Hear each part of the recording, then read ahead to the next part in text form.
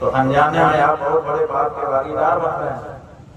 इसीलिए हमने सोचा कि एक बार हिंदू जनता के पास खुद जा करके बताना चाहिए कि देखो भाई ये असलियत है। और इतना ही नहीं बंधु, अभी तो संक्षेप में हमको कहना है क्योंकि मौका ही नहीं है अपने लोग को सड़क पे खड़े। आपको हम बताना चाहेंगे कि आपका वोट लेकर के नेताजी केवल मांस का व्यापार ही नहीं कर रहे हैं, और भी बहुत कुछ ऐसा कर रहे हैं जो आपके धर्म, आपकी संस्कृति, आपकी सभ्यता के विरुद्ध है। सब कुछ बर्बाद हो रहा है और उसके पीछे कारण कौन है? आप, क्योंकि आप उनको वोट देकर के जिताए हुए हो। इसलिए आपको इस बारे में विचार करना पड़ेगा कि मेरा वोट लेकर के मेरे वोट का दुरुपयोग नहीं होना चाहिए। सही है कि गलत? बोलो, समझ में आप बात आ रही है कि नहीं? आपको उदाहरण के लिए बताएं, अभी ये जो पालिका हमारी रखी है इसमें कुछ लोगों ने कुछ भेंट चढ़ाया, आप लोगों ने चढ़ाया। अब ये जिसने चढ़ाया उसको पुण्य मिलेगा कि पाप? बोलो, पुण्य मिलेगा? नहीं। पाप मिलेगा? नहीं। अभी तय नहीं हुआ कि पुण्य मिलेगा कि पाप। अब ये रुपया उठा के ये जो ब्रह्मचारी लोग हैं, अगर इसका सदुपयोग करेंगे, अच्छे काम में इसको लगाएंगे, तो देने वाले को पुण्य मिलेगा। और अगर ये लोग गड़बड़ करेंगे तो देने वाले को पाप लगेगा कि तूने गलत काम करने वाले को क्यों दिया। समझ रहे हैं? इसी तरह से आपके वोट के बारे में भी है। आपका वोट लेकर के अगर उसका सदुपयोग किया जाए, जैसे आपने इनको वोट दिया, वोट दे करके इनको जिता दिया और ये लोग रक्षा कर दें, तो क्या होगा? वोट देने को क्या मिलेगा? पुण्य मिलेगा।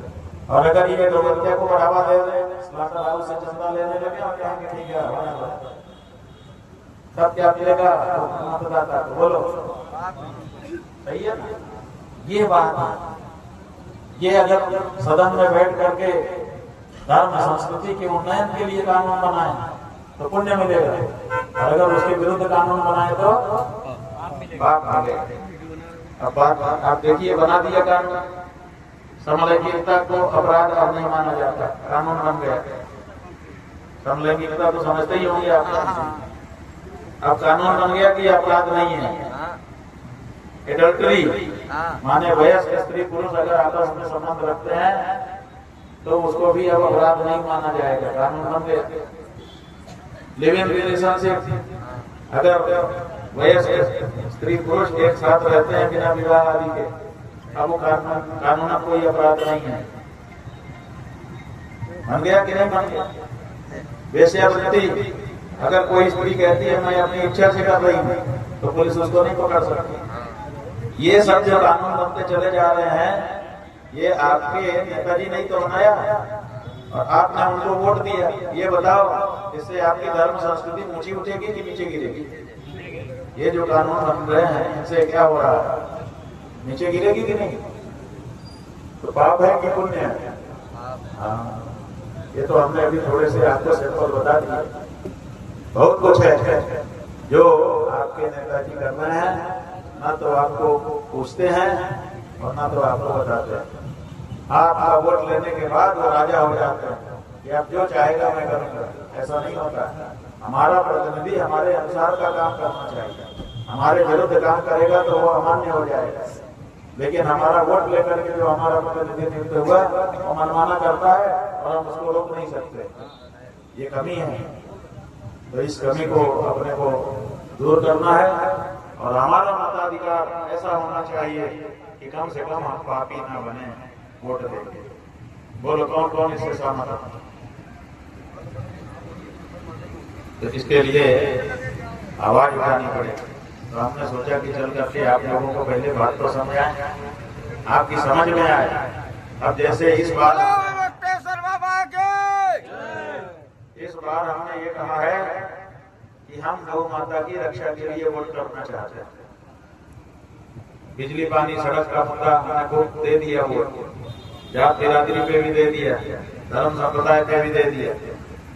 एक बार गौ माता की रक्षा के लिए वोट देना चाहते हैं। आप में से कोई है ऐसी इच्छा वाला जो चाहता हो कि हाँ भाई जीवन में एक काम हम ये भी करेंगे कि गौ माता की रक्षा के लिए वोट देंगे? बहुत सारे, बहुत बड़ी खुशी की बात है। तो अब जब गौ माता की रक्षा के लिए आप अपना वोट रिजर्व करोगे कि मेरा वोट तो इस बात केवल गौ माता की रक्षा के लिए है, बस मुख्य बात वही है, बाकी तो सब पीछे।